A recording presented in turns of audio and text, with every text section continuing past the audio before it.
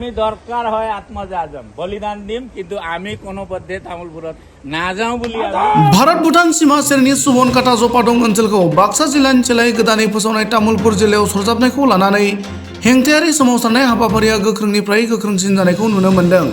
सुबनकाटा जपादं नागरिक सचेतन मन्चनि दैदेननायाव तामुलपुर जिल्लानि हेंथा खालामनानै बायदि बायदि हाबाफारिनि गेजेरजों सोमावसारबोबाय थानाय समावनो 21 सेप्तेम्बर बृहस्पतिबार खालि खौरांगिरि मेलनि गेजेरजों फैबाय थानाय समाव फिन सोमावसारनायखौ थाद'नाय गैयाजासे लानायनि थांखि फोसावनाय बादियै दिनै खानाय हनाय हाबाफारिनि गेजेरजों सोमावसारनो रोजा रोजा रायजोफोरा ओंखारबोयो।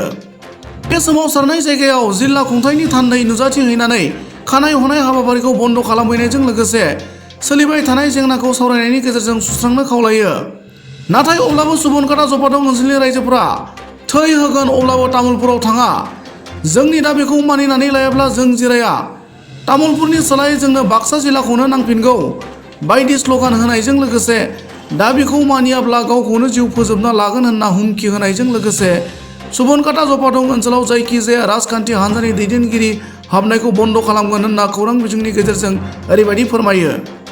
नमस्कार আমার সাংবাদিক বন্ধুসকললৈ আমার সুবনকাটা জপাদং সচেতন নাগরিক মঞ্চৰ অধীনত অন্তৰ্গত আমাৰ যিটো কাৰ্যসূচী এই কাৰ্যসূচী আমাৰ আজি 9 নম্বৰ কাৰ্যসূচী আছিলে। আজি আমাৰ কাৰ্যসূচী আছিলে মুণ্ডন কাৰ্যসূচী। প্ৰতিবাদৰ লক্ষ্য আছিলে আমাৰ ৰাইজ উত্তৰ অঞ্চলৰ জনসাধাৰণ আমাৰ তামোলপুৰলৈ নাযায়, কোনো পধ্যে তামোলপুৰ নাযায়, তেখেতসকলে বাক্সা জিলাত থাকিব বিচাৰে, আমিও বাক্সা জিলাতে থাকিব বিচাৰোঁ। আমাৰ ৰাইজে প্ৰয়োজন সাপেক্ষে তেজ দিবলৈ সাজু আছে, তথাপিও তামোলপুৰত যোৱাৰ কাৰণে কোনো ৰাইজ আমাৰ সাজু নাই, ৰাজি নহয়। গতিকে আমাৰ সকলো ৰাইজ বাক্সা জিলাতে থাকিব। আমাৰ এই কাৰ্যসূচীক লৈ যোৱাকালি প্ৰেছ মিডিয়াৰ যোগে জনোৱা হৈছিলে যে আজিৰ দিনত আমাৰ মুণ্ডন কাৰ্যসূচী আছিলে, কিন্তু বিভাগীয় কৰ্তৃপক্ষই আমাৰ ওপৰত কিছু প্ৰেছাৰাইজ কৰিলে, তেখেতসকলে অনুৰোধ কৰিলে যে এইটো কৰিব নালাগে, আপোনালোকে আলোচনাৰ মাধ্যমত আহক। এই বুলি আজি আমাক বাক্সা জিলাৰ কাৰ্যালয় SP ছাৰে মাতিছে। এইটো তাত যোৱাৰ বাবে আমাৰ এতিয়া প্ৰতিনিধি দল এটা যাব, যাই আমি তাত আলোচনাত বহিম। যদি আমাৰ আলোচনা ফলপ্ৰসূ হয় তেতিয়াহ'লে আমি হয়তো এই আন্দোলনৰ কাৰ্যসূচী স্থগিত ৰাখিম বা আমি বাতিল কৰিম। যদি আমাৰ ফলপ্ৰসূ নহয় তেতিয়াহ'লে অহাকালিৰ পৰা আমাৰ আগন্তুক দিনলৈ যেতিয়ালৈকে আমাক বাক্সা জিলাত সংযুক্ত কৰি নাৰাখে তেতিয়ালৈকে আমি আন্দোলন কাৰ্যসূচী চলাই গৈ থাকিম। সেইটোৰ কাৰণে আমাৰ ৰাইজ এতিয়া দৃঢ় প্ৰতিজ্ঞ হৈয়ে আছে।